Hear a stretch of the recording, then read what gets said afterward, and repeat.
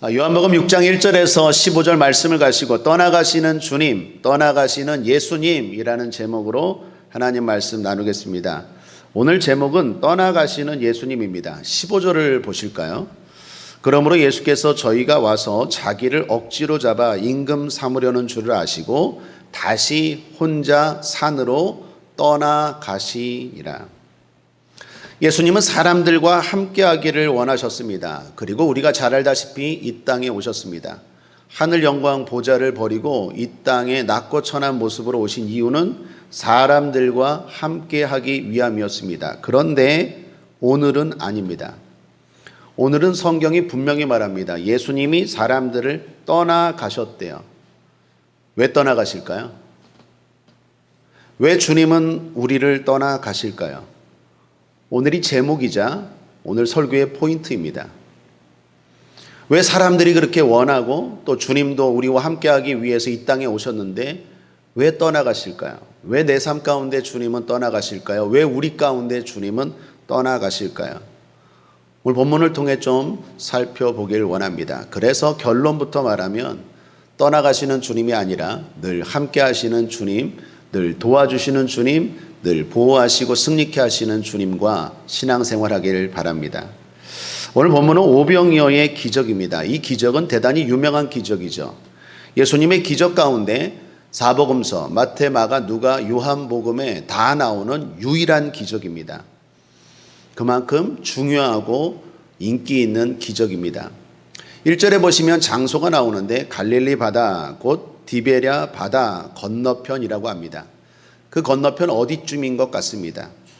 갈릴리는 신약의 헬레니즘 시대에 붙인 이름입니다. 그리고 디베랴는 로마 시대에 헤롯이 건설한 티베리아스라는 도시 이름을 줄여서 디베랴라는 이름입니다.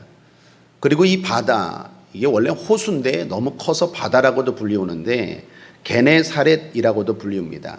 게네사렛은 구약 시대에 불리운 이름입니다. 그러므로 갈릴리, 디베랴, 게네사렛 다 똑같은 말입니다. 똑같은 장소를 말하고 있습니다. 거기서 예수님이 보리떡 5개, 물고기 2마리로 기적을 일으키셨습니다. 이 기적은 많은 성도들이 거의 다 압니다. 심지어 불신자들도 이 기적에 대해서 알고 있더라고요. 제가 옛날에 고등학교 때 예수 안 믿고 불교 다니는 친구인데 오병이어 기적을 알더라고요. 야, 나도 알아. 보리떡 5개, 물고기 2마리로 기적을 일으켰다고. 예수 안 믿는 아나운서가 TV를 보는데 비유로 오병이어 이런 말을 하더라고요. 예수를 안 믿는 사람들도 이 기적은 다 알고 있을 정도로 우리가 흔히 아는 다윗과 골리앗의 싸움 또는 솔로몬의 지혜 이런 건 거의 예수 안 믿는 사람도 알 정도로 일반화되었죠. 그 오병이어 기적도 그 중에 하나가 아닌가 생각해요. 성도들도 이 이야기는 거의 다 들어봤을 이야기입니다. 그런데 정말 우리가 오병이어 기적을 잘 알고 있을까요? 이렇게 유명하고 다 안다고 말하는데 이 기적이, 이 사건이 우리에게 주는 메시지를 정말 잘 알고 있을까요? 그것을 잘 알고 있다면 주님은 떠나가지 않으실 거예요. 자, 이 기적의 의미를 잘 알고 있는지 한번 살펴보죠. 먼저 오병이어 기적하면 생각나는 게 뭡니까? 풍성함이죠. 수많은 사람들을 주님이 먹였습니다. 그리고 12강조리가 남았습니다. 예수님은 우리를 먹이시고 풍성케 하시는 분인 줄 믿습니다. 맞습니다. 그런데 이것이 오병이어 기적의 핵심은 아닙니다. 그것이 핵심이라면 예수님 떠나가지 않으셨을 거예요. 저도 그렇게 설교하고 또 그게 나쁘다는 게 아니에요. 중요한 건 핵심이 아니라는 거예요. 또한 오병이어 기적하면 생각나는 게 뭡니까? 예수님의 제자들 빌립과 안드레. 빌립은 계산적인 사람이었죠. 200데나리온, 오늘날로 말하면 약 2천만 원이에요. 하루 일당이 성인 노동자 하루 일당이 1데나리온이에요. 1데나리온. 오늘날 하루 성인 1일 노동하고 받는 돈이 10만 원이라고 치면 오늘날로 2천만 원이에요. 이 사람들을 어떻게 먹일까 했을 때 빌립은 딱 계산을 했죠. 한 2천만 원 됩니다. 큰 돈이에요. 그런데 안드레는 그렇게 반응하지 않았죠. 어떻게 반응합니까? 어린아이의 도시락을 갖고 왔죠. 예수님의 기적을 봤어요. 어떻게 하실지 모르겠지만 그래도 예수님이라면 뭔가 하실 거예요. 그래서 어린아이의 도시락을 찾아서 주님께 가지고 왔죠. 우리는 이걸 통해서 빌립과 안드레를 비교하면서 우리도 안드레가 되자. 저도 그렇게 설교를 들었고 저도 그렇게 설교한 적 많습니다. 빌립처럼 계산적인 사람이 아니라 안드레처럼 믿음의 사람이 되자. 그런데 중요한 건 이것도 오병이어 기적의 핵심은 아니에요. 또 하나, 어린아이의 도시락. 오병이어 기적하면 어린아이의 도시락 아닙니까? 어린아이가 자기가 먹을 도시락을 주님 앞에 내어놓았죠. 안드레가 달라 그런다고 줬잖아요. 일종의 헌신 아닙니까? 이걸 통해서 많은 교회들이, 또 저도 그런 설교 들었어요. 우리 어린아이처럼 헌신합시다. 심읍시다. 저도 이렇게 설교한 적도 있습니다. 그게 나쁘다는 게 아니에요. 그런데 어린아이의 헌신도 이 말씀의 핵심은 아니에요. 또 하나, 이 오병의 기적으로 설교 많이 했는데 제가 또 하나 포커스를 잡은 건 예수님의 축사 기도입니다. 예수님이 기적을 일으키시기 전에 축사하셨죠. 축사는 감사 기도거든요. 그래서 우리 모두 감사합시다. 감사는 미리 감사입니다. 보이지 않지만 주여 감사합니다 하고 했을 때 그리고 나눠줬더니 기적이 일어났죠. 그러므로 여러분 불평하지 말고 감사합시다. 이렇게 설교 많이 했고 그렇게 설교 들었습니다. 그런데 그게 나쁘다는 게 아니라 그것도 오병이어 기적의 핵심은 아닙니다. 그러면 오병이어 기적의 진짜 핵심은 뭘까요? 4절에 힌트가 있습니다. 4절을 보십시오. 함께 읽겠습니다. 시작. 마침 유대인의 명절인 유월절이 가까운지라. 유월절, 이게 힌트입니다. 이거 놓치면 안 돼요. 이게 중요해요. 이거 놓치고 다른 것들, 풍성함이나 믿음이나 헌신이나 감사, 그런 메시지가 나쁘다는 게 아니라 이건 핵심이 아니에요. 유월절을 염두에 두고 생각해야 한다라는 것입니다. 자, 그럼 처음부터 한번 보시죠. 사람들이 예수님을 쫓아갔습니다. 왜 쫓아갔습니까? 1, 2절을 보십시오. 그 후에 예수께서 갈릴리 바다 곧 디베랴 바다 건너편으로 가심에 곧 큰 무리가 따르니 이는 병인들에게 행하시는 표적을 봄이러라. 표적을 봤어요. 예수님이 수많은 병자들을 고치는 능력을 봤어요. 기적을 봤어요. 그래서 병든 사람들이 자기도 병 고침 받으려고, 또한 호기심 많은 사람들이 좋은 구경거리 생겼다, 구경하려고 수많은 사람들이 예수님을 쫓아가셨습니다. 그때 예수님 산에 오르셔서 수많은 사람들을 보았어요. 그리고 궁휼한 마음이 들었어요. 사람들이 배고파하는데 그 배고픔을 예수님이 기적으로 해결해 주셨습니다. 사실 누구도 배고프다고 주님 떡을 주세요, 배고파요, 밥 주세요 한 사람도 없어요. 제자들도 그렇게 말하지 않았어요. 주님이 먼저 하셨어요. 주님은 우리를 궁휼히 여기시는 분인 줄 믿습니다. 주님이 궁휼히 여기셔서 이 사람들의 배고픔을 해결해 주셨어요. 그런데 궁휼함만이 포인트가 아니에요. 주님은 이 사람들에게 뭔가 하고 싶어요. 뭔가 전하고 싶어요. 뭔가 가르쳐 주고 싶어요. 이 먹는 문제를 통해서 주님이 가르쳐 주고 싶은 게 뭡니까? 결론부터 말하면 예수님 자신이 생명의 떡임을 말씀하고 싶은 것입니다. 그래서 사람들이 지금 너희들이 떡을 먹고 있지만 그 떡은 어차피 또 배고플 거다. 중요한 건 이 기적을 통해서 내가 생명의 떡임을 알라라는 게 예수님의 하시고 싶은 메시지예요. 유월절, 바로 구원의 사건이 있었던 그 명절날 예수님이 너희들을 구원하는 생명의 떡임을 가르쳐주고 싶은 거예요.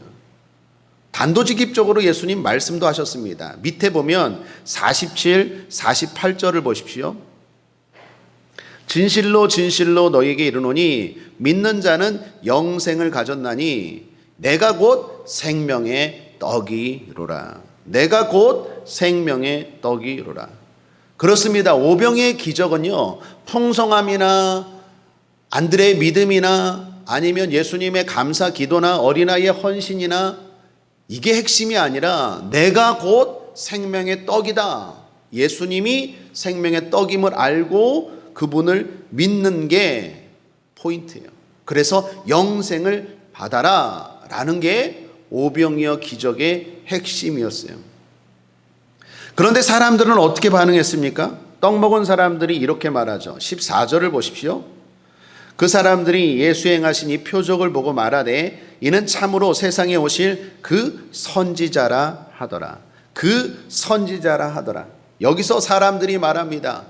와, 예수님이 기적을 일으키니까 바로 그 선지자구나. 그 선지자는 구약에서부터 예언됐던 선지자예요. 정확하게 말하면 신명기 18장 15절에 모세가 이런 말을 합니다.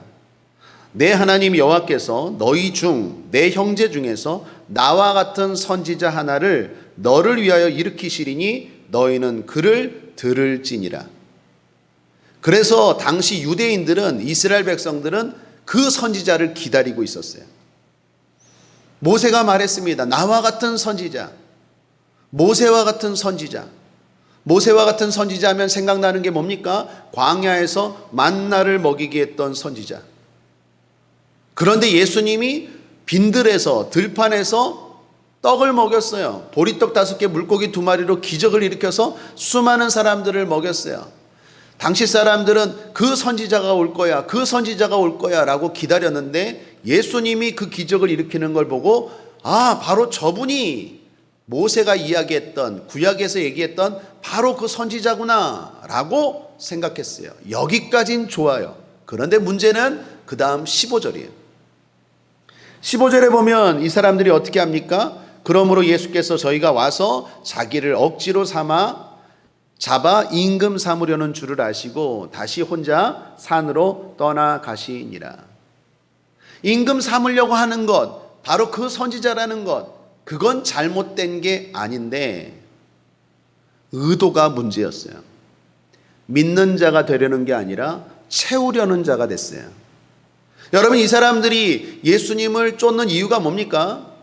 이 오병이의 기적을 통해서 예수님이 생명의 떡임을 알고 예수님을 믿는 자가 되어야 되는데, 와, 저 기적을 통해서 내 욕망과 내 욕심과 이 모든 것들을 채우려고 예수님을 쫓았다라는 거예요. 주님, 쫓는 의도도 중요합니다.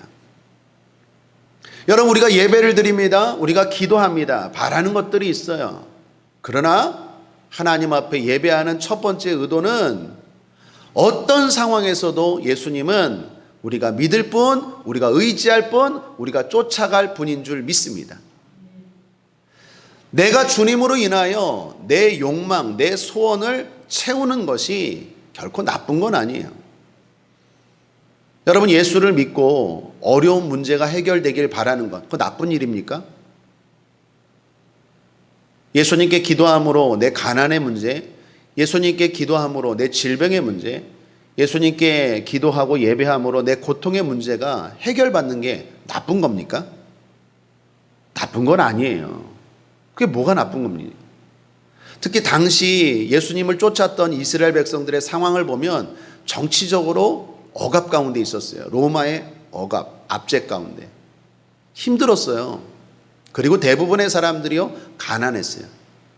경제적으로 어려웠어요.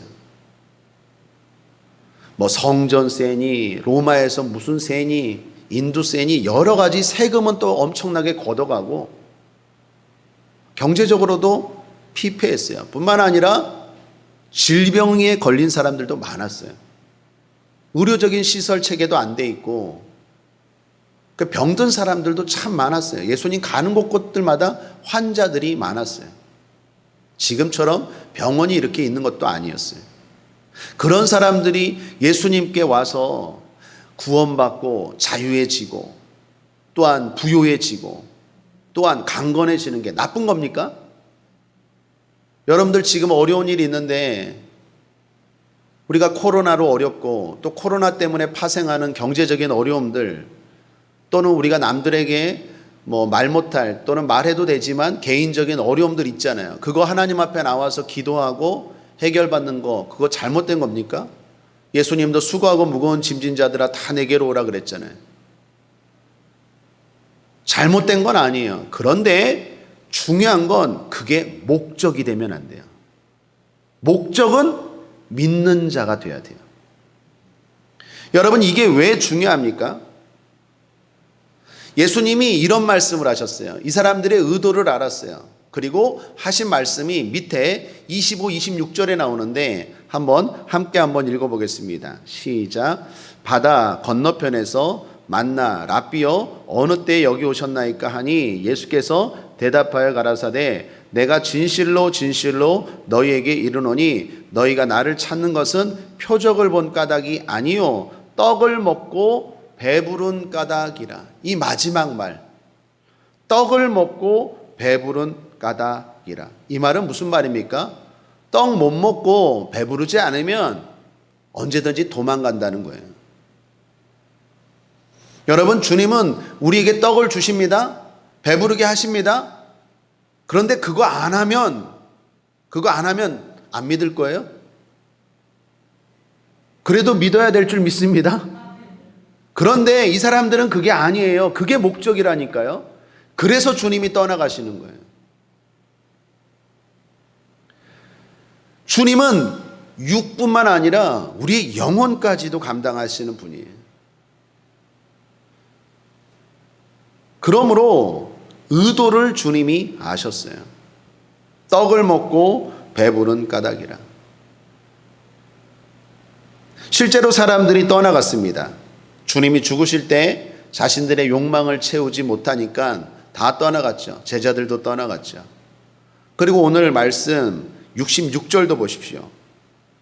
후반부에 보면 이러므로 제자 중에 많이 물러가고 다시 그와 함께 다니지 아니하더라.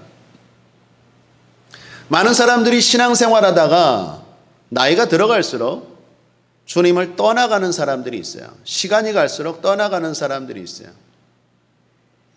저도 모태신앙이에요. 어렸을 때부터 신앙생활 했는데 어렸을 때부터 같이 신앙생활하던 친구들 가운데 교회를 커가면서 대학 들어가고 청년이 되고 결혼을 하면서 주님을 떠나가는 사람들을 많이 봐요. 그들이 떠나가는 이유가 뭡니까? 다 여러 가지 이유가 있지만 근본적인 이유는 뭐예요? 욕망이 채워지지 않은 거예요. 먹고 배부른 까닭이라. 먹고 배부르지 않으니까 예수를 믿어도 별로 좋은 게 없어요. 예수를 믿어도 뭔가 생기는 게 없어요. 예수를 믿어도 뭔가 내 필요한 것들이 채워지지 않아요. 차라리 그 시간에 돈 벌고, 차라리 그 시간에 놀고, 차라리 그 시간에 TV나 보고 게임이나 하고 쇼핑이나 하는 게 훨씬 더 좋아요. 그래서 떠나가는 거죠. 예수님이 그 의도를 간파하신 거예요. 그러므로 사랑하는 여러분, 저와 여러분은 어떻게 해야 될까요? 믿는 자가 됩시다. 믿는 자가 돼야 돼요. 주님 놓치지 않아야 돼요. 그깟 먹고 배부른 것 때문에 주님 떠나가면 안 돼요. 주님 놓칠 수 없어요.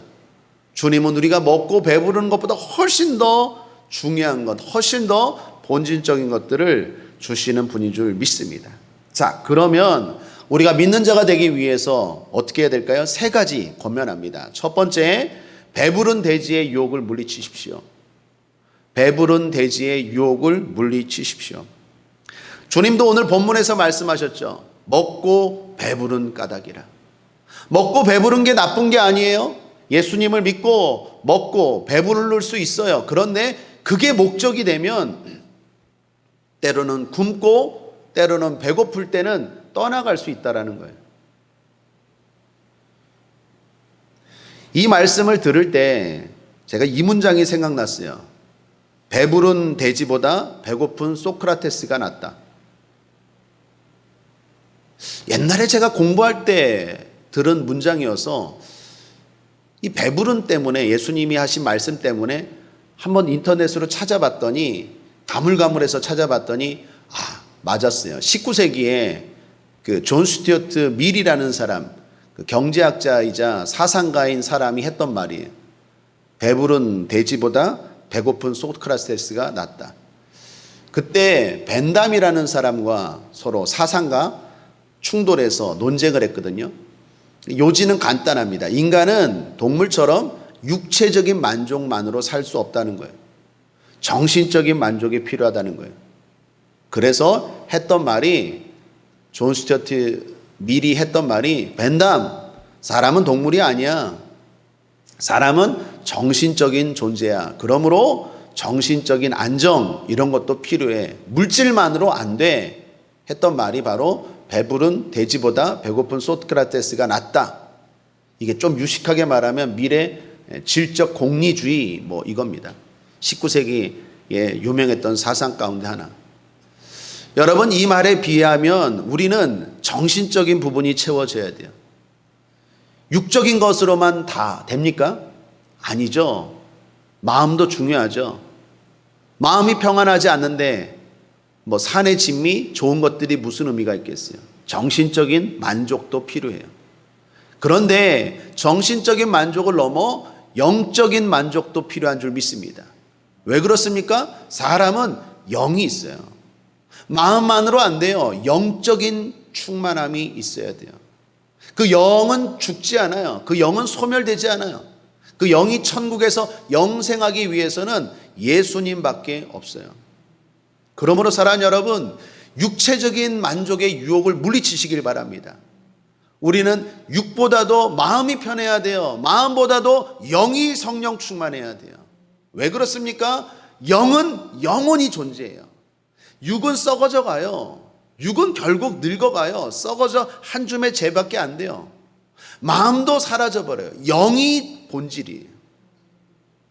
예수님은 우리에게 육적인 만족도 주세요. 마음의 평안도 주세요. 그런데 진짜 우리가 예수를 믿는 이유는 영생인 줄 믿습니다. 저는 장례를 치를 때마다 늘 경험해요. 3일 동안 장례를 치르고 그 고인의 가족들과 대화하고 예배하고 기도하고 그러다 보면 어느 순간 고인이 말한다니까요. 저한테. 특별히 입관할 때 마지막 염하고 뚜껑 덮기 전에 인사하잖아요. 집사님, 권사님, 천국에서 봬요.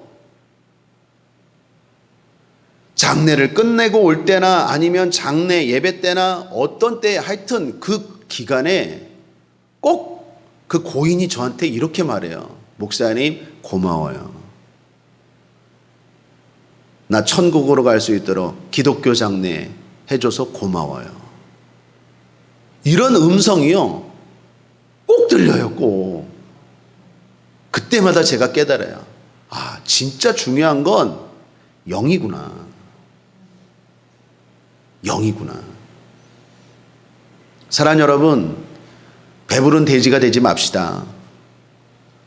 우리는 배고픈 소크라테스를 넘어 배가 고프든 배가 부르든 오직 예수, 오직 믿는 자 돼야 될 줄 믿습니다. 왜요? 그 주님만이 우리에게 생명의 떡이세요. 영생을 주세요. 배고픈 돼지의 유혹을 물리칠 수 있게 되기를 바랍니다. 두 번째, 믿는 자가 되기 위해 말씀을 가까이 하십시오. 믿는 자는 말씀을 중요시합니다. 말씀을 믿어야 합니다. 말씀을 믿는 게 주님을 믿는 거죠. 마태복음 4장에 보면 예수님이 공생의 사역을 시작하기 전에 사탄이 유혹하죠. 세 가지 시험을 하죠. 그 첫 번째, 세 가지 시험 중에 첫 번째가 뭡니까? 먹는 시험이었어요. 돌로 떡을 만들어 먹어봐라 라는 시험이었죠. 그때 예수님이 무슨 말씀을 하시죠? 어떤 말씀을 하시고 마귀를 물리칩니까? 마태복음 4장 4절에 예수께서 대답하여 가라사대 기록되었으되 사람이 떡으로만 살 것이 아니요 하나님의 입으로 나오는 모든 말씀으로 살 것이라 하였느니라 하시니. 그렇습니다. 사람은 떡으로만 사는 게 아니라 말씀으로 사는 거예요. 하나님 말씀을 먹어야 돼요. 하나님 말씀을 붙들어야 돼요. 하나님 말씀을 가까이 해야 돼요. 제가 늘 이야기하죠. 내가 말씀을 붙들면 말씀이 나를 붙잡아요. 사람들이 이런 말 하죠. 아는데 안 된대요. 맞아요. 아는데 안 돼요. 내 마음 나도 모르겠어요. 왜 내가 이러는지, 왜 내 마음이 이런지 나도 모르겠어요. 맞아요. 그게 인간의 연약함이에요. 말씀을 붙드십시오. 말씀 대신 주님을 붙드시면 그 말씀이 나를 붙잡아 준다니까요. 말씀은 살아 운동력 있는 말씀이에요. 그러므로 사랑하는 여러분, 하나님의 말씀을 늘 가까이 하십시오. 읽으십시오. 들으십시오. 내가 느끼든 못 느끼든 말씀을 늘 읽고 들으십시오. 그러면 이 말씀이 나를 붙잡아줘요. 여러분, 말씀은 양식이라고 하죠. 우리가 밥 먹을 때 늘 맛있습니까? 맛없을 때도 있잖아요. 그래도 먹잖아요. 왜? 그게 내 힘이고 나를 붙잡아주는 에너지가 되잖아요. 말씀도 마찬가지예요. 늘 달콤하고 늘 은혜가 되면 좋겠지만 어쩔 때는 따분하고 힘들 수 있어요. 특별히 요즘 새벽 기도 때 나누는 레위기 말씀 같은 경우에는 되게 어려워요. 힘들어요. 그래도 읽는 거예요. 그래도 듣는 거예요. 그래도 가까이 하는 거예요. 그러면 그 말씀이 나를 붙잡아줘요. 어쩔 때 우리가 보면요, 나도 나를 모르겠어요. 내가 왜 이렇게 행동하는지. 그럴 때 있어요, 없어요? 있어요. 우리가 배부른 돼지가 되지 말자고 하는데 우리에게도 욕망이 있어요. 더 놀고 싶고, 더 자고 싶고, 더 쉬고 싶고, 더 즐기고 싶고, 더 자극적인 것, 더 쾌락적인 것 하고 싶은 욕망이 있어요, 없어요? 있다니까요. 그런데 그 욕망을 이길 수 있는 힘이 말씀이에요. 그런 욕망이 생기는데 말씀이 나를 딱 붙잡아줘요. 말씀이 나를 이기게 해요. 마틴 루터가 유명한 말을 했죠. 새가 내 머리 위를 나르는 것은 내가 어찌할 수 없지만 새가 내 머리 위에 둥지를 트는 것은 내가 물리칠 수 있다. 그것은 자기 잘못이라는 거예요. 여러분, 이렇게 죄악된 세상, 이렇게 음란한 세상, 이렇게 유혹이 많은 세상 가운데 우리가 죄를 가까이 안 할 수가 없어요. 우리도 욕망이 있기 때문에 때로는 순간 잘못된 생각이 들어와요. 그런데 그게 내 머리 위에 둥지를 두지 못하게 하는 힘은 뭐예요? 말씀이에요. 믿는 자는 말씀을 가까이 해야 돼요. 예수님도 오늘 본문에서 말씀을 강조합니다. 사람들이 다 떠나갔어요. 어려운 말씀 하니까 병이나 고쳐주고 소원이나 들어주면 좋겠는데 무슨 생명의 떡이라 그러고 내 살과 피를 먹으라고 뭐 성만찬 말씀이에요? 이런 얘기 하니까 이게 무슨 말이야? 어렵다, 힘들다.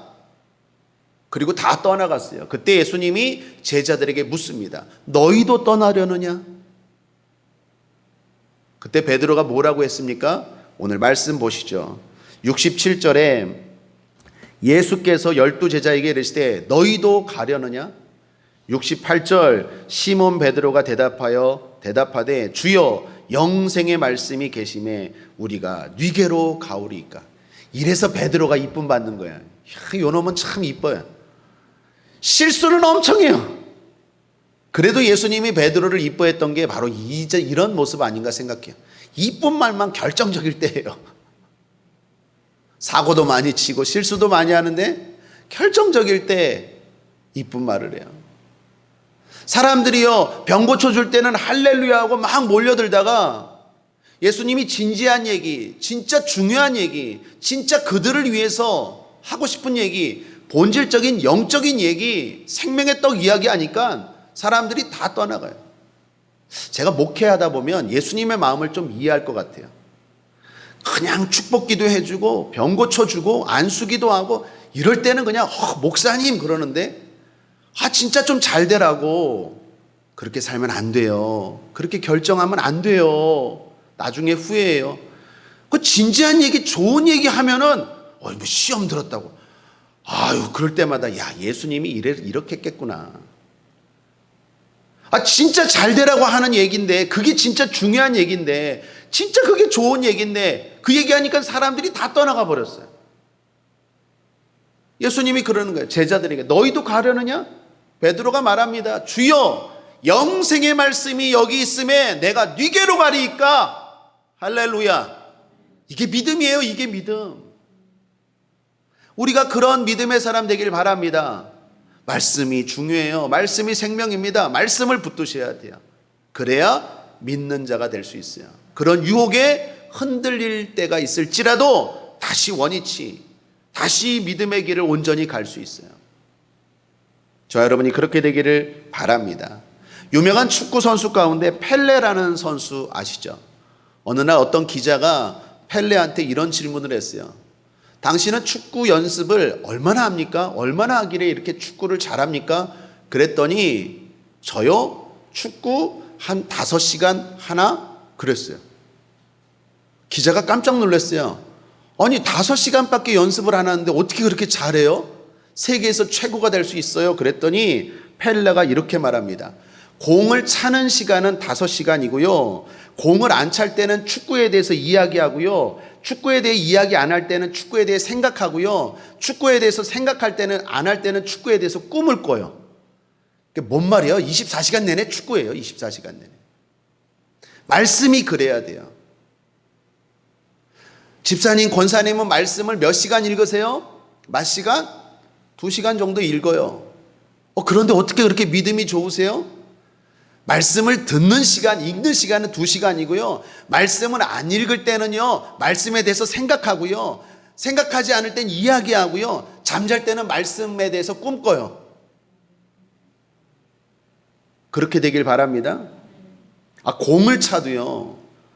공은 5시간 차는데 공 안 찰 때는 축구에 대해서 막 얘기하고, 얘기할 사람 없으면 혼자 생각하고 축구. 또 잠잘 때는 축구에 대해서 꿈을 꾸는데 어찌 최고의 선수가 안 되겠어요? 하나님 말씀도 마찬가지예요. 말씀을 듣는 시간 외에 말씀 대신 주님을 생각하십시오. 믿는 사람들끼리 만나서 딴 얘기하지 말고 주님에 대한 이야기하세요. 주님의 사랑하심, 주님의 전능하심, 주님이 내 삶 가운데 은혜를 베풀어 주신 그런 얘기하세요. 혼자 있을 땐 생각하고 잠잘 때는 예수님 꿈꾸고 말씀 꿈꾸고. 그 사람 어떻게 믿는 자가 되지 않을 수 있겠어요? 하나님이 어떻게 사랑하지 않을 수 있겠습니까? 말씀을 붙드시길 바랍니다. 말씀을 읽으십시오. 읽지 못할 때는 생각하시고, 생각하지 못할 때는 서로 이야기하시고, 잠잘 때는 또 꿈도 꾸시고. 마지막 3번째는요, 믿는 자가 되기 위해서 은혜에 감사하십시오. 주님은 말씀이 어렵다고 하는 사람을 보면서 이렇게 말씀합니다. 65절에 또 가라사대 이러함으로 전에 너희에게 말하기를 내 아버지께서 오게 하여 주지 아니하시면 누구든지 내게 올 수 없다 하였노라 하시니라. 사람들이 다 떠나가는 걸 보고 예수님이 하신 말씀이에요. 하나님이 내게로 오게 하지 않으면 올 사람이 없구나. 다시 말하면 믿음이라는 건 은혜로 시작된다라는 거예요. 앞서 말한 것처럼 우리도 욕망이 있어요. 흔들릴 때가 있습니다. 그래도 이만큼 사는 것은 하나님의 은혜인 줄 믿습니다. 하나님이 사실 불러주셨기 때문이에요. 하나님이 사실 함께 하시기 때문이에요. 우리가 세상으로 끝까지 나가지 않는 이유는 하나님이 사람을 통해서, 환경을 통해서 우리를 붙잡고 계시는 은혜인 줄 믿습니다. 시작이 은혜예요. 하나님이 부르시지 않으면 하나님 앞에 올 자가 없어요. 내가 하나님 앞에 오고 싶다고 해서 올 수 있는 게 아니라 하나님이 불러주셨기 때문에 왔다라는 거예요. 그렇다면 우리가 어떻게 해야 될까요? 그 은혜를 계속해서 고백해야 돼요. 불러주신 주님 붙잡아 주시옵소서. 은혜를 베풀어 주시옵소서. 하나님의 은혜가 아니면 내 인생 제대로 될 수 없어요. 하나님의 은혜가 아니면 내 인생 어려워져요. 힘들어져요. 하나님 은혜를 베풀어 주세요. 계속 은혜를 고백하십시오. 은혜를 말하십시오. 은혜를 사모하십시오. 서점가에 가면 베스트셀러 책 가운데 하나가 맥스웰 몰치라는 사람이 쓴 성공의 법칙이라는 책이 있습니다. 제 기억으로 3,000부 이상이 팔린 책이에요. 사람들이 성공하기를 많이 원하죠. 그래서 항상 서점가에 가면은 자기계발서 이런 책들이 항상 탑 1등부터 5등까지 차지하죠. 인문학도 많이 보지만 자기계발서, 카네기의 인간경영론 이런 책들, 그런 책 가운데 하나가 맥스웰 몰치가 쓴 성공의 법칙인데, 이 맥스웰 몰치라는 사람이 성형외과 의사입니다. 그런데 그 책 가운데 제가 기억에 남는 게 이거였어요. 성공하길 원한다면 외모를 바꾸는 게 아니라 마음부터 성형수술해라. 이 문장이 지금도 생각이 나요. 세상에서 성공을 하려고 해도 마음부터 바꾸라는 거예요. 마음부터 성형수술을 해야 성공할 수 있다라는 이야기예요. 여러분, 그런 측면에서 신앙도 마찬가지입니다. 신앙에서 성공하려면, 진짜 믿는 자로 성공하려면 우리의 마음부터 바꿔야 돼요. 어떻게? 은혜의식으로 가득 차야 돼요. 공로의식이 아니라 하나님의 은혜의식으로 가득 차야 돼요. 여러분 한번 고백하십시오. 제가 질문할 테니까, 생각나는 대로 여러 가지 질문할 테니까 여러분은 이렇게 대답하십시오. 은혜입니다. 따라하겠습니다. 은혜입니다.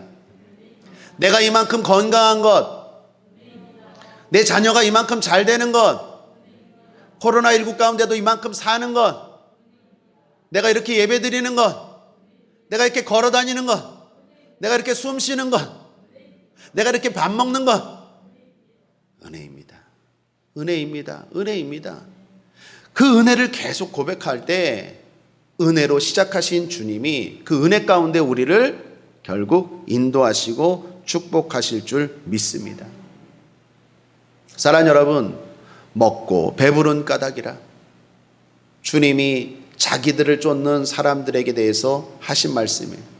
혹시 그 말씀 앞에 우리가 찔리지 않습니까? 먹고 배부를 수 있어요. 그러나 우리는 그게 목적이 아니에요. 주님, 때로는 굶고 배고플지라도 우리는 주님 따를 거예요. 주님 믿을 거예요. 주님 쫓을 거예요. 그러한 자가 되어야 될 줄 믿습니다. 오늘 설교를 준비하면서 계속 생각난 사건 하나가 있었어요. 고려 말 때 충신이었죠. 정몽주가 고려를 향한 그 단심가를 지었죠. 이방원의 하여가 회유하려고 하는 그 사람 앞에서 나는 끝까지 어떤 상황이 있어도 죽어도 고려의 충신이다 라고 했던 단심가. 그때 그 천구 영혼인가요? 어디에 실렸는데 잘 생각이 날지 모르겠는데 이런 거죠. 이 몸이 죽고 죽어 100번 고쳐 죽어 백골이 진토되어 넋이라도 있고 없고 님 향한 일편 단심이야 가실 날이 있으랴. 맞는 것 같아요. 그죠? 기억이 지금도 나는데 이런 마음으로 신앙생활 해야 돼요. 뭐 이런들 어떠하리 저런들 어떠하리 그런 건 싹군이에요. 이방원 같은 사람들이고 우리는 고려 말의 충신 정몽주처럼 주님 따라가다 보면 예수 믿다 보면 때로는 내 계획과 내 마음과 내 생각과 다를지라도 나에게는 예수밖에 없어요. 그 고백으로 쫓다 보면 결국 그 사람 잘 돼요. 결국 그 사람 배부르게 된다니까요. 결국 그 사람 복 받아요. 그리고 결국 천국으로 인도하실 줄 믿습니다. 주님을 쫓되 믿는 자로서 쫓는 변치 않는 모습으로 쫓는 저와 여러분 되기를 주님의 이름으로 축원합니다. 기도하겠습니다. 하나님 아버지 감사합니다. 이 오병이의 기적을 통하여 뭐가 핵심인지 다시 한번 나누게 하시니 감사합니다. 핵심은 주님이 생명의 떡이라는 것입니다. 어떤 기적, 수많은 사건을 통하여 우리가 주님을 쫓고 아버지 하나님 결국은 주님이 생명의 떡이심을 알고 믿는 자로 살아갈 수 있도록 인도하여 주옵소서.